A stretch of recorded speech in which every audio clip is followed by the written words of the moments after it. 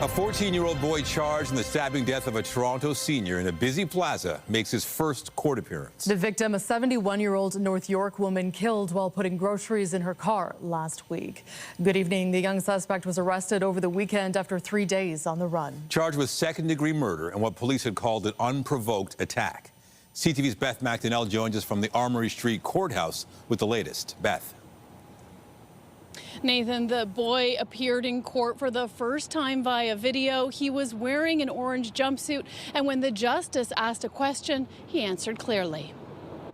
It's a tragedy that played out in a North York parking lot. Thursday morning, police say 71-year-old Shanaz Pistanji was simply getting groceries when they believe she was randomly stabbed and killed. Now, the boy accused of second-degree murder, just 14 years old, has appeared in court for the first time. His name is protected under the Youth Criminal Justice Act. Where was his parental supervision? What was his mental development?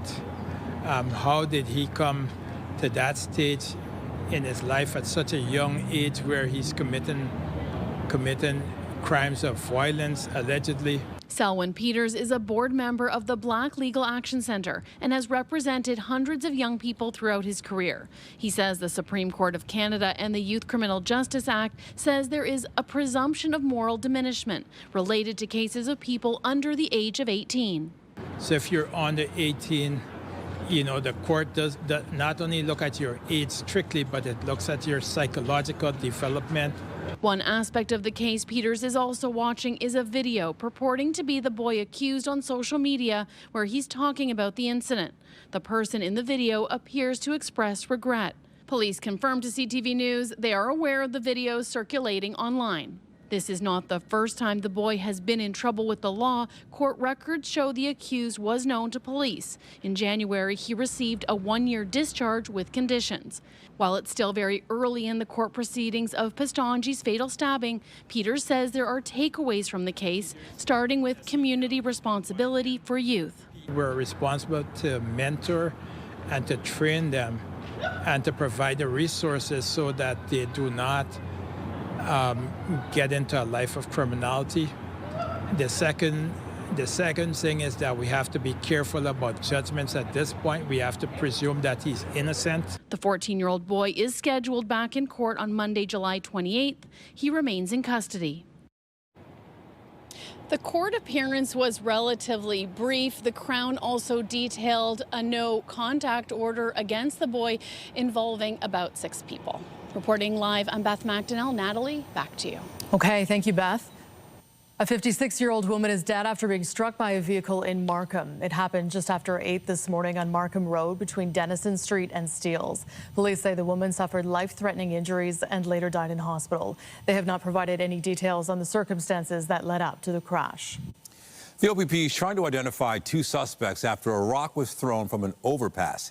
It landed on a vehicle on the 401 in Ajax. It happened around 11:30 a.m. yesterday at the Harwood Avenue overpass. OPP say a rock struck a vehicle traveling east and damaged its windshield. No injuries were reported. Police say the suspects are both male, one having long curly red hair and last seen wearing a red shirt. The other was wearing a gray shirt. It is quite concerning when you start seeing all these rock incidents happen, right? We had that big investigation in Aurora a couple months ago. Last couple of weeks, we've been seeing Niagara, St. Catharines area be hit with these rock throwing incidents. It's very concerning. It's very dangerous to the motorists on the road when they're driving along. They're not expecting rocks to hit their vehicle. They're paying attention to the roadway. They're not looking above. They can't see the rocks coming if they're big or large. All they know is when they're driving, they can just see, or feel the impact of that rock hitting the car. OPP are asking anyone with information or dash cam footage to come forward. Also tonight, breaking down barriers, protecting the economy and advancing national projects. The country's premiers met in Muskoka ahead of the U.S.-Canada trade deadline. But first, it's another big night at the ballpark. The Toronto Blue Jays playing at home, and it could be a record breaker. The team has been on a roll, and they are on deck to make franchise history with another win tonight. CTV's Raheem Ladani joins us live with the details. Raheem. Hey, Natalie and Nathan. You know, the Blue Jays haven't lost at home in a month, and a win tonight will not only set a new club record, but also extend their lead atop of the American League East. However, in order to do all of this, they first have to beat the New York Yankees. They're going up against the Yankees today. Go Yankees! How's it been? It's never really quiet when the New York Yankees are in town, but the Blue Jays are letting their bats do the talking this season. And fans from around the world are embracing the boys of summer. It's been a good time here. The weather, it seems like Brazil.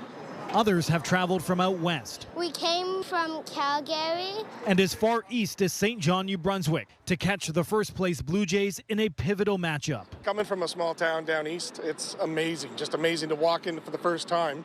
I walked in and I was expecting it to be so huge, but it's a very just personal experience. The Jays have won 10 straight home games, tying a franchise record set back in 1985. They'll now try to make it 11 in a row on this field tonight against the New York Yankees. It's always fun to play in front of your home crowd. You know, you get the roof open, you get a packed house. Guys feed off of that too. I know some of our guys have said that. So hopefully we can keep it rolling. The Yankees leave Canada dry. Toronto's home winning streak started at the end of June when they swept the Yankees, who now sit 3 games behind the Jays. Go Yankees! Go Yankees! It's why even New Yorkers know how important this upcoming series is. I honestly thought we were coming here for a blowout. Disappointed at the situation, but we're coming back. But Jays fans are wearing their belief on their sleeves, so to speak. Just ask Alan, who's been a season ticket holder since 1997. I started getting all the players and coaches on my cast.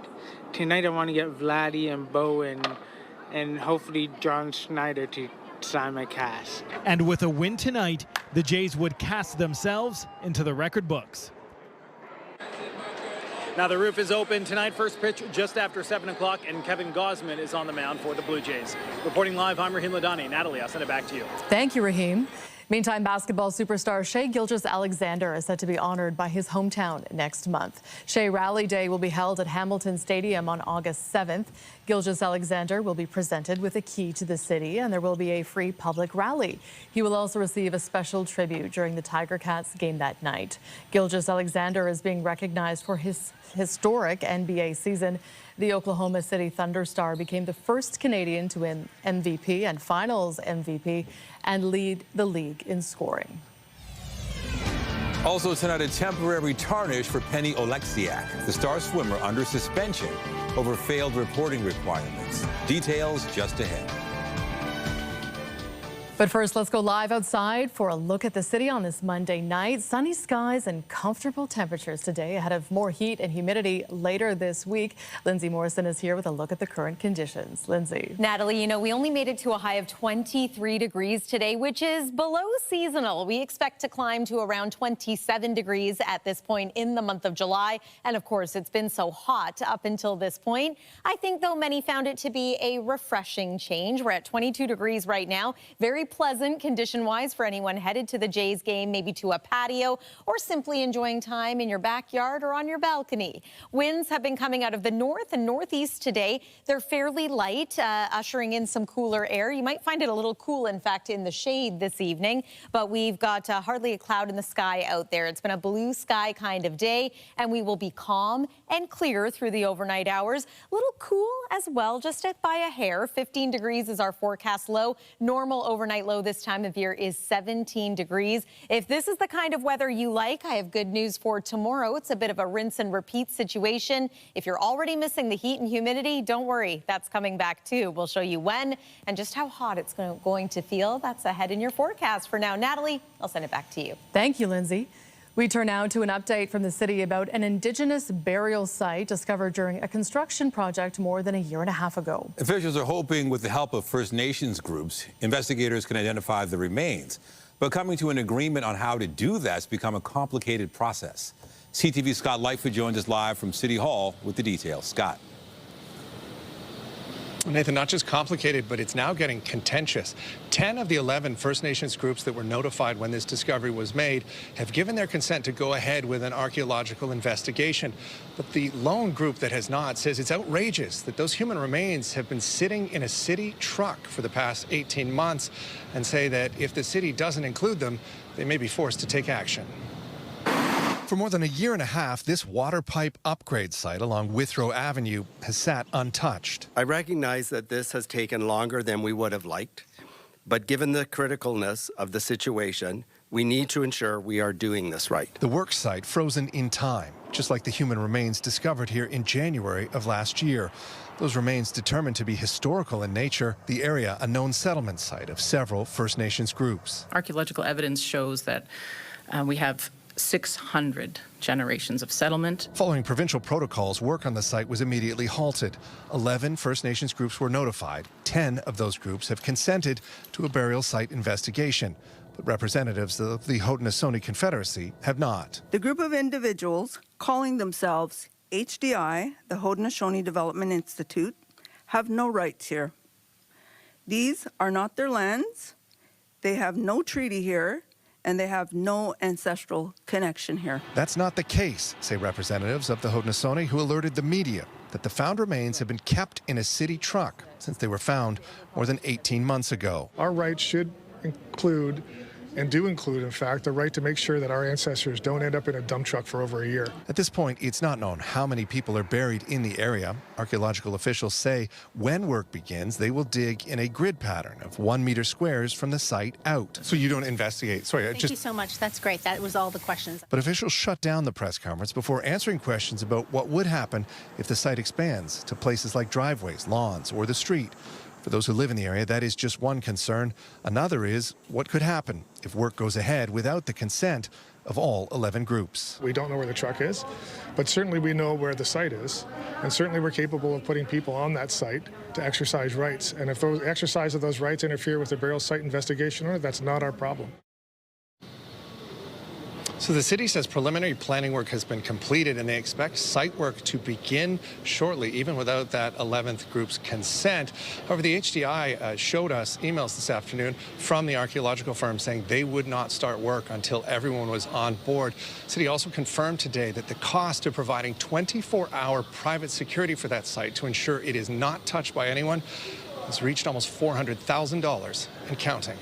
Reporting live outside City Hall, I'm Scott Lightfoot. Natalie, back to you. Okay, thank you, Scott.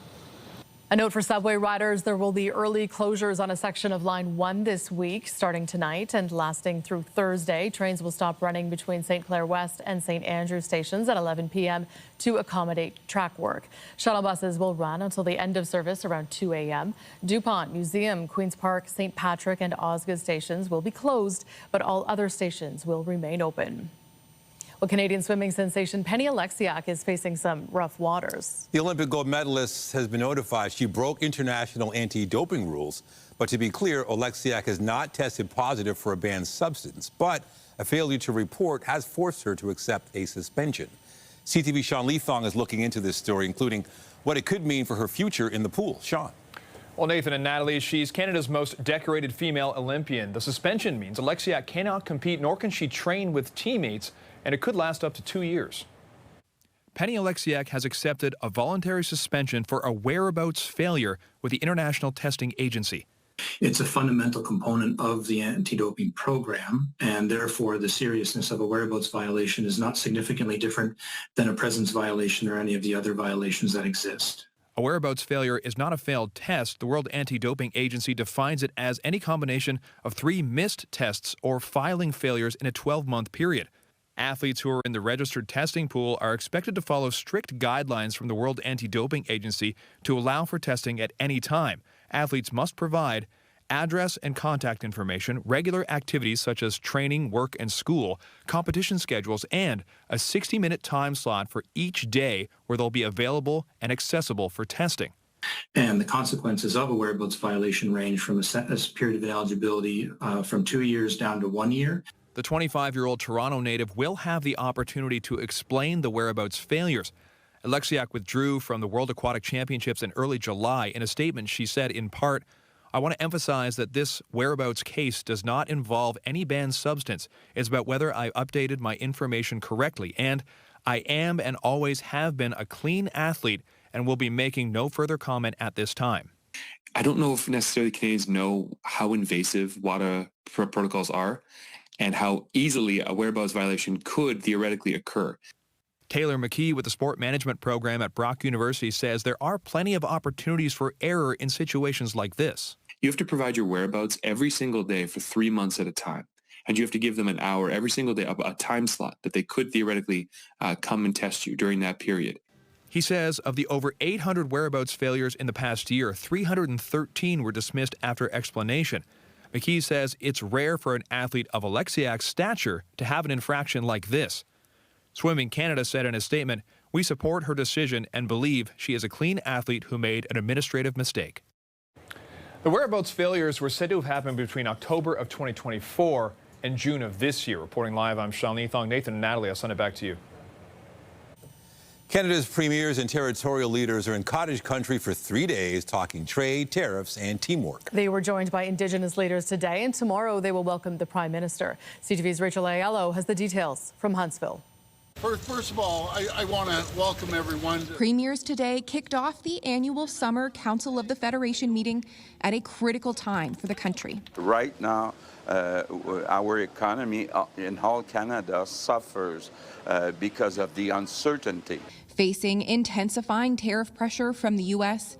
and a looming deadline to reach a new trade deal, premiers have come to cottage country to work together to find ways to drive Canadian prosperity. How are you feeling, Premier? I'm feeling fantastic. Ontario Premier Doug Ford is hosting the 3-day meeting and started it off calling for a revived Buy Canadian push in every province and territory. Start buying Canadian-made everything. We are an economic powerhouse, and we don't have to take a backseat to anyone. Beyond buying local, premiers say Canada needs to build.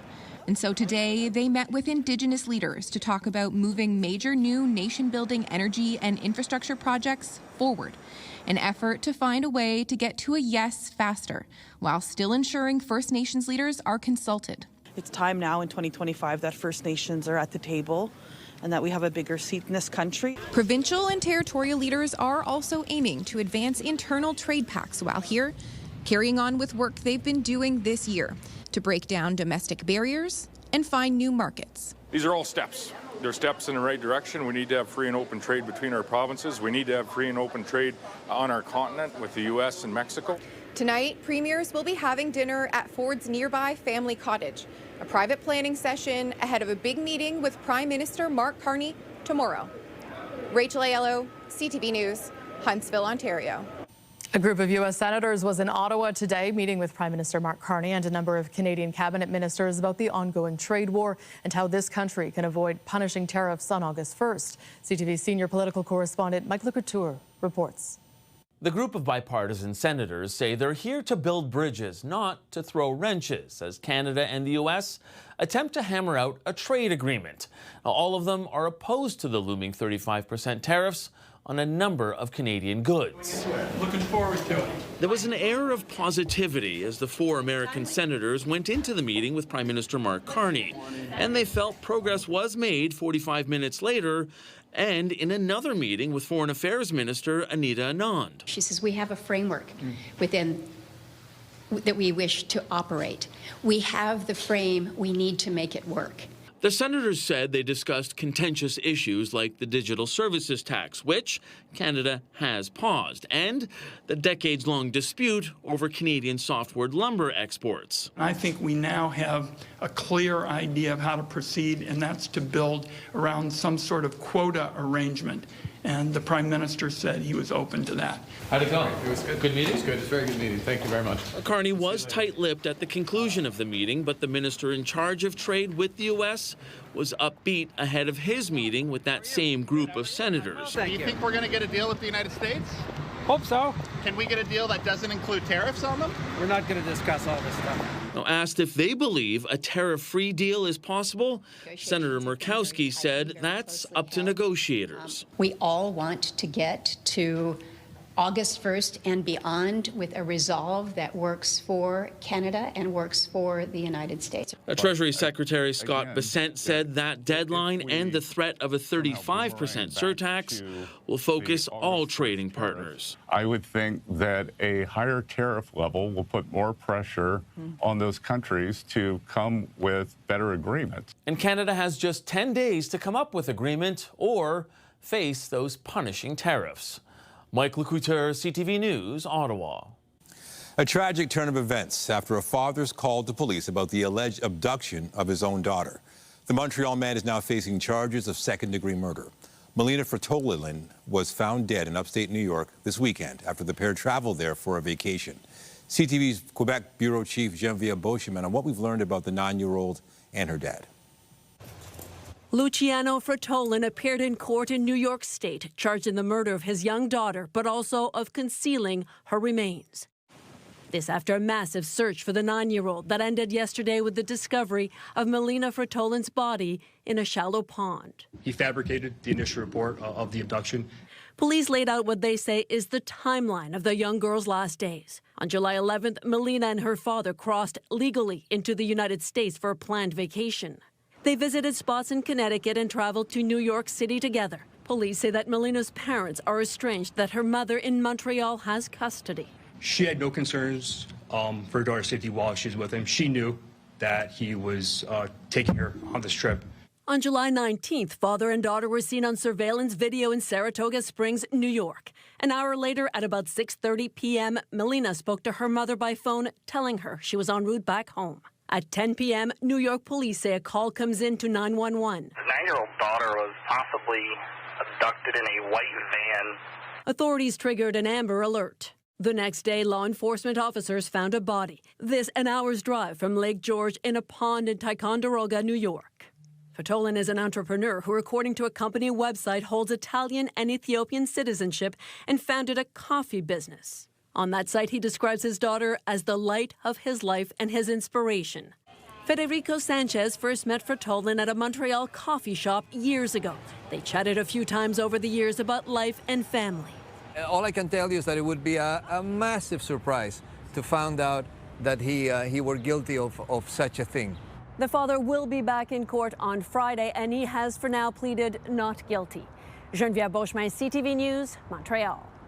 Canada is among 25 countries calling for an immediate end to the war in the Gaza Strip. They released a joint statement today that also urges Israel to stop displacing Palestinians and called Israel's aid distribution system in the territory dangerous, saying it is horrifying that more than 800 Palestinians have been killed while seeking aid. Other signatories include France, the UK, Japan, and the European Union. In Ottawa, Canada's Prime Minister and King Abdullah both commented during a visit by the Jordanian monarch.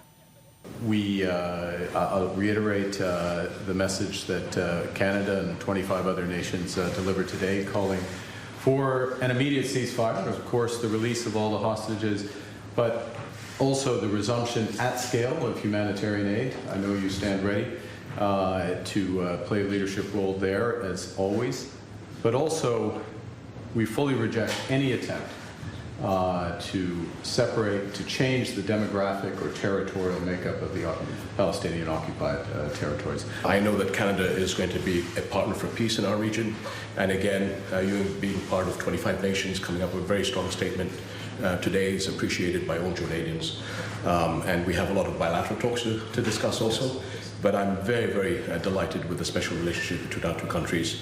Israel rejects the joint statement, saying it is disconnected from reality and sends the wrong message to Hamas. The statement also condemned Hamas for continuing to hold hostages captured from Israel in the October 7, 2023 attack and called for their immediate release. In Ukraine, the capital came under one of the largest aerial assaults in months. 2 people were killed, 15 others wounded in the overnight strikes on Kyiv. The heaviest attacks hit a district where a kindergarten, supermarket, and warehouse facilities caught fire. The strikes happened hours before the UK and Germany chaired a meeting to discuss U.S. President Donald Trump's plans for NATO allies to provide Ukraine with weapons. Ukrainian President Volodymyr Zelensky says another round of talks between his country and Russia is planned for Wednesday. A terrifying moment for a family's pet dog in the Philippines was caught on camera. And before you see the video, you should know the dog escaped unscathed.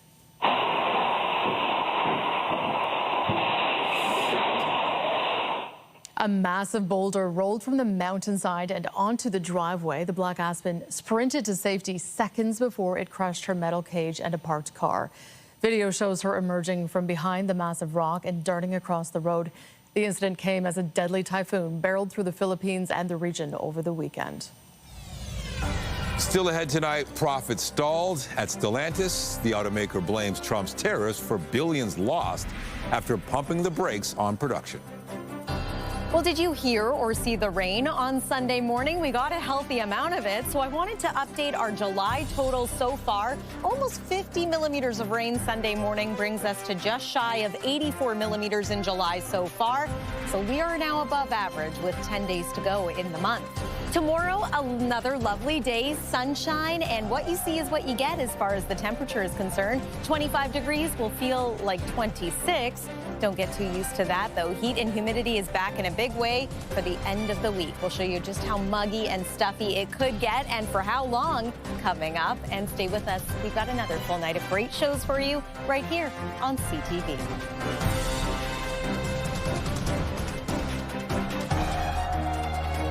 When you see it happen, send it to CTV News. Text 10400 from your screen to ours. Text 10400. The pain of Donald Trump's tariffs is starting to show. Automaker Stellantis, the manufacturer of Jeeps and Fiats, taking a huge hit, nearly $500 million Canadian. It's a sign of what's happening around the world under the specter of a looming August 1st tariff deadline. CTV's John Rao takes a closer look at how Stellantis got to this point. Since last year, this Stellantis auto plant in Brampton, Ontario, has been shut down for retooling that was paused back in February and is yet to resume. And now, with word of the company's financial losses, in part related to tariffs, the workers are understandably worried. Emotionally, it's very hard because there's a lot of uncertainty. I mean, we got 3,000 members in that Brampton assembly plant, 1,000+ members that supply that plant and the parts supplier base. Stellantis, which is known for brands like Jeep, Dodge, Chrysler, and Fiat, reporting that the U.S. president's auto tariffs have so far cost the company $480 million Canadian, as it cut vehicle shipments and some production. And the chief financial officer says the full-year tariff impact could be as much as $2.4 billion. It won't help them, that's for sure. And Stellantis is already in a decent spot of trouble. They've run into all kinds of issues, particularly in the North American market. The company has been struggling with slow sales and restructuring costs, and a new CEO was brought in 2 months ago after the previous one resigned under pressure. At Stellantis' Windsor, Ontario plant, operations were shut down for several weeks earlier this year, and workers were supposed to return to the Brampton plant by the end of this year, but the retooling remains on hold. Still, Stellantis continues to say it does not change our previously announced investment plans for Brampton. A world with tariffs is unacceptable for us. A world with tariffs puts our plant in a vulnerable position, even more so than it is now. And not only for our plant, but all of Southern Ontario and the whole auto industry. And despite that hefty tariff cost, the union rep remains confident the Brampton plant will make vehicles again, although when is not clear. John Rao, CTV News, Toronto. Or if you got sports tonight or planning on a jog or a run, tonight, maybe tomorrow, the best time to do it. Yeah, it's really the sweet spot today and tomorrow ahead of the return of the humidity, which it is going to be pretty thick out there, I guess, at the end of the week, right, And Liz? I don't think anyone's too surprised that we're going to get back into another hot weather pattern. It's been a lovely break. It's not over yet. We get to enjoy tonight, as you mentioned, and tomorrow as well. Starting Wednesday, though, we're going to start to notice a bit of heat and humidity. And by Thursday, it is going to be oppressive, muggy, whatever word you want to use for just how stuffy it's going to feel out there. Yeah, we're going to experience that all over again. Let's talk about today, though. A great day to be outside by the water, or perhaps in the water, as some folks were doing earlier today at the beach. We had a blue sky day, a couple of red flags for some Toronto beaches, and then in other areas, it was all systems go for swimming, green flag kind of day. And as we make our way into tomorrow, once again, there is an absence of active weather, so a dry day. Things will change a little bit as the week goes on, too. We will see an elevated chance of showers or thunderstorms before this week is finished. So we'll get to that in just a moment. Let's talk about the here and now. 22 degrees in Toronto, nice and comfortable. Teen temperatures in places like Wyerton and Sudbury, only 19 degrees at this hour. And do want to point out that we've got some heat building across the U.S. Midwest. That's going to drift its way toward our neck of the woods by about midweek. Now, the average temperature this time of year when it comes to a daytime high is around 27 degrees. That's what we hit yesterday, but we were a little cooler than that today. We topped out at about 23 degrees. And tonight, we're going to look at an overnight low of 15 here in the city. But let me point out Goderich, Owen Sound, Perry Sound, single-digit lows. Bancroft, it's going to be about 7 degrees overnight tonight. So yeah, a little cool for this point in July. Tomorrow, perhaps an improvement by a degree or two. Temperatures in the mid-20s and humidity is still low, so it's not feeling much hotter than that. Loads of sunshine, mainly sunny skies just about everywhere. I wanted to show you the difference, though, over the next 3 days here. So 25 degrees on Tuesday, 28 on Wednesday, feeling like 35. And then our core temperature Thursday is going to be into the 30s. Feeling into the 40s. All right, active weather. Not much of that tonight. A blue sky kind of day. And we'll widen things out to show that even though we've got a couple of disturbances to our west, nothing's really impacting us, at least not in the short range forecast here. We're going to have a dry day tomorrow. Wednesday is going to be mostly sunny too. It's into Thursday that things will change just a little bit. There's your Tuesday afternoon. Wednesday's looking good. A couple of fair weather clouds out there as well. Heads up for Thursday. We might get a few passing showers or even thunderstorms in the morning. This is going to be a very hot and muggy day. There's going to be a lot of moisture in the atmosphere. So this day and Friday, we're going to monitor for the potential for some of that active weather. In fact, there could be a better chance of more widespread showers or thunderstorms on Friday, but at this point, it's not expected to be a washout either. Still going to feel like 41 on Friday, so still a bit uncomfortable for some. And then there's the weekend. Right now, it's looking pretty dry. Temperatures in the upper 20s, I should say, or low 30s, but still going to feel closer to 40 at the height of the day. That's the weather for now. Natalie, I'll send it over to you. Thank you, Lindsay. Also tonight, saving lives at the beach and beyond. We have the rescue rules you need to know for safe swimming this summer. That's coming up.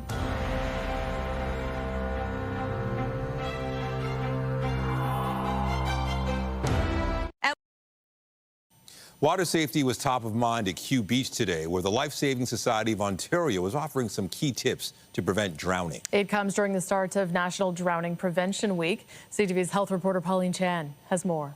We don't want to immediately jump into the water and help them, because that's going to put ourselves into danger too. So grabbing something that floats nearby, encouraging them to come in is obviously what we want to do. We want to reach and throw, but we don't want to go. One key safety tip to keep beachgoers safe this summer. The Life Saving Society of Ontario was at Kew Beach to mark National Drowning Prevention Week.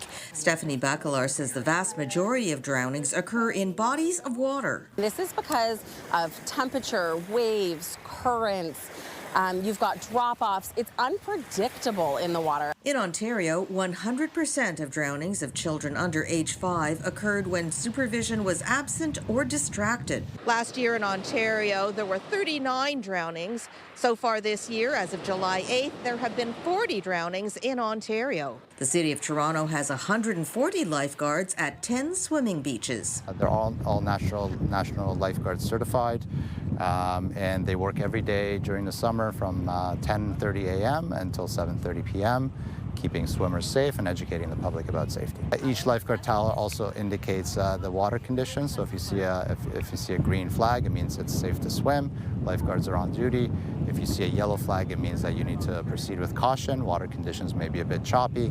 And if you see a red flag, please do not enter the water. There was also demonstrations of how to properly fit a life jacket or personal flotation device. Really important with life jackets that they are zipped and they are clipped and they are very snug. If your life jacket is riding up over the ears, it is too big. Plus reminders for sun protection to make sure everyone can enjoy summer swimming in safety. Pauline Chan, CTV News. Meantime, more than 5 million pools sold between Canada and the U.S. have been recalled following reports of 9 deaths. The recall points to the compression straps on the side of these pools, which could make for a foothold for small children to access the water. Unattended, the recall covers a range of Poly Group, Intex Recreation, and Best Way pools that were sold as far back as 2002.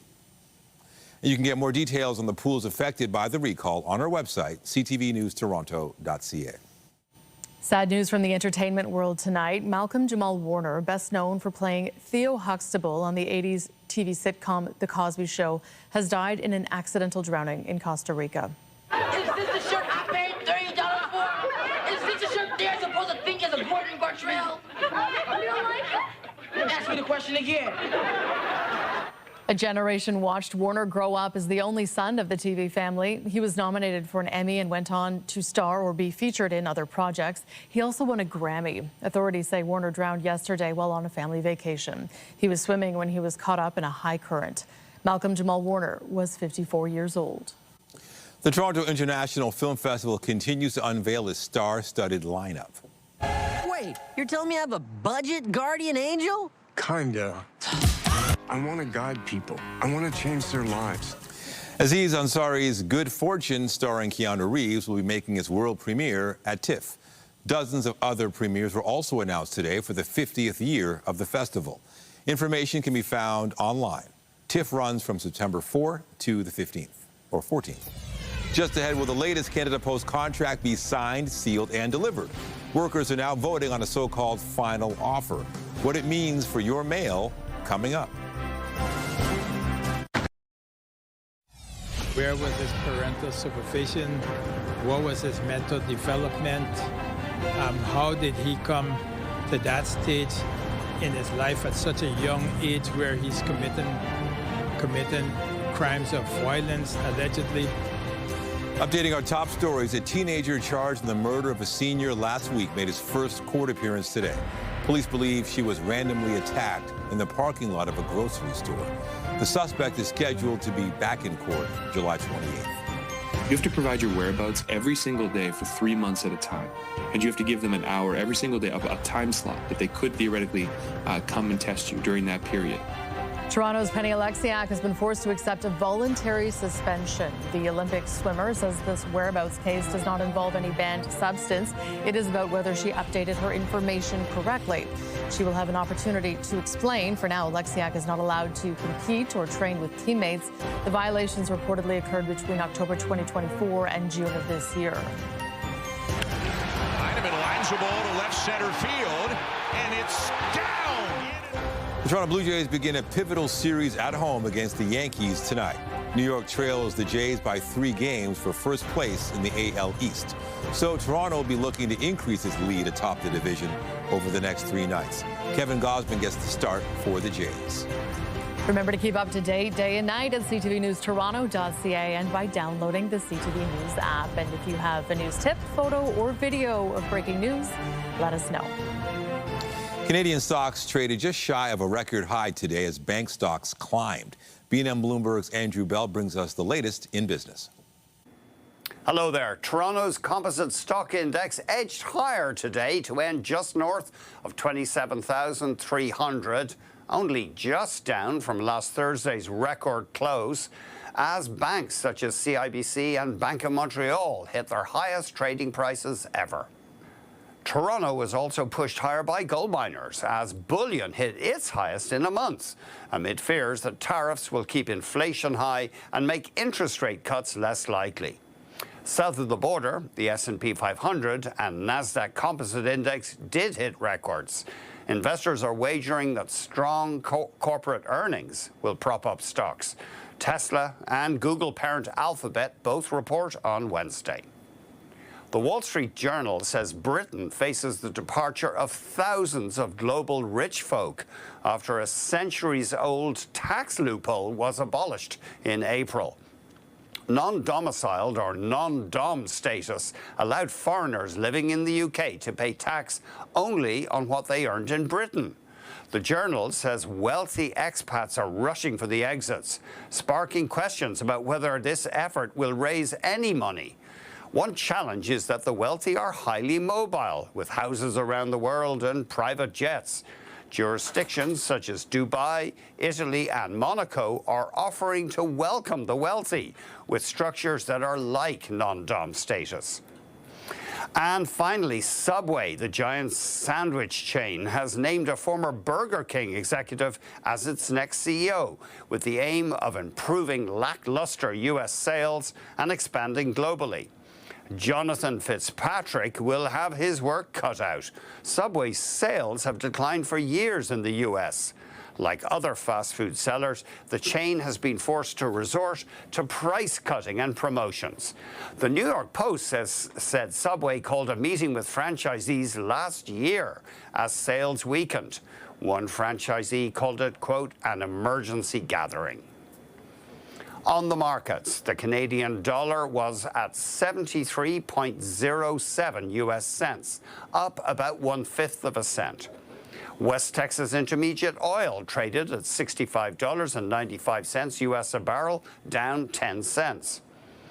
Our fix on Western Canadian Select oil has it at $53.39, down $1.28. And the TSX ended at 27,317.0, up just under 3 points. That's the latest in business. I'm Andrew Bell of BNN Bloomberg. The Business Report is brought to you by Canadian Western Bank, the bank built for business. More than 55,000 Canada Post employees began voting today on whether to accept a new collective bargaining agreement. The outcome could resolve 18 months of contentious negotiations. CTV's Paul Hollingsworth has more. Voting has started and employees are making a decision on what Canada Post calls its final offer. Canada Post is making a hard sell, encouraging unionized employees to vote yes on a new deal at a time when they say major changes are needed at the Postal Service. Our parcel volume, our parcel share of the market has gone from almost 2/3 to just over 20%. Obviously, that's going the wrong direction. But letter carrier and local union president Dwayne Corner is urging his fellow members to vote no on what he calls an unacceptable offer. A lot of the members that we've spoken to on the floor they agree that the offer should be rejected. A new collective bargaining agreement would see wages jump more than 13% while adding part-time workers. Concordia University economics professor Moshe Lander says the result of this vote could determine the future of Canada Post. I have yet to understand why the government hasn't said we're going to shut this thing down in 5 years. I mean, if you say no to this, then for sure, you got 5 years, Canadians, figure out how you're going to live your lives without Canada Post, and we're done. That is saber rattling. It's misrepresentation. The corporation has changed over the years, and the mail has dropped over the years. But there are ways for a corporation to make money. Canada Post does remain popular with some Canadians, especially seniors. It's supposed to be paid for by your taxes. It was created for that as a service for Canadians. It's a valuable service, especially for those of us who are seniors and are not computer literate. Employees have the option to vote online or by phone. Voting will conclude on August 1st. Paul Hollingsworth, CTV News, Halifax. Canada's first national urban park celebrated its 10th birthday today. Rouge National Urban Park covers more than 79 square kilometers in the eastern GTA. It's one of the largest urban parks in North America. Now, since 2015, more than 300,000 native trees, perennials, shrubs, and aquatic plants have been planted in the park. It's also home to over 2,000 species of plants and animals. This is very important for this community. As you know, as we look at the impacts of climate change, we need to have more preservation of our environment, and this is a very important way to do that. Admission to Rouge National Urban Park and all national parks in Canada is free until September 2nd. Still ahead on CTV News, chain link reaction. A pack of possums on the fence over a ride gone wrong. The little critters caught on more than camera. That's coming up. Tonight, the death of Malcolm Jamal Warner, the beloved star of The Cosby Show. This your brother? No, he's my boyfriend. The accidental tragedy that unfolded during a family trip. Later on CTV National News. And a reminder, the CTV News at 6 podcast is available as a download every weeknight. And a special shout out to those of you listening to the newscast live on News Talk 1010. Toronto's top stories, breaking news alerts, and watch live. Download the CTV News app. Well, it is all in a day's work for a mother possum. Take a look as a mom is transporting 13 of her kids on her back when a couple of them run into a bit of a snag.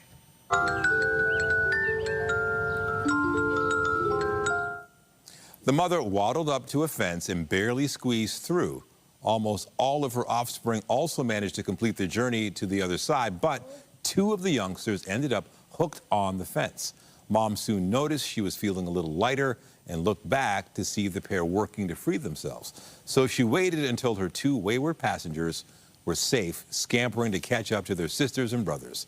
The mother then headed home with the entire family. Well done. Oh, that's pretty cute. And nice weather, Lindsay, for rodents, or I guess marsupials and humans this week. Yeah, I don't think anyone's complaining today. This is crowd-pleasing weather that we've experienced. Very comfortable temperatures, lots of sunshine heading into tomorrow. Very similar situation. Here's one more look at what we can expect this evening. If you're about to head out the door, you've got a nice one ahead. Might be a little cool in the shade, and waking up tomorrow morning, depending on what you're up to, you might need a light sweater, light jacket, but eventually we are expecting that we will climb to a high of 25 degrees. It's going to feel essentially like that. Wall-to-wall sunshine once again. If anything, a few fair weather clouds, but there's the 7-day forecast heating up for Wednesday, especially Thursday, and maybe some wet weather Thursday and Friday. Natalie and Nathan. Thank you, Lindsay. Be sure to join Heather Wright tonight at 11 for CTV National News, followed by Zoraida Allman with our next local newscast at 11:30. In the meantime, our coverage continues anytime on CP24 and at ctvnewstoronto.ca. For Lindsay Morrison and all of us here at CTV News, thank you for watching and have a good night.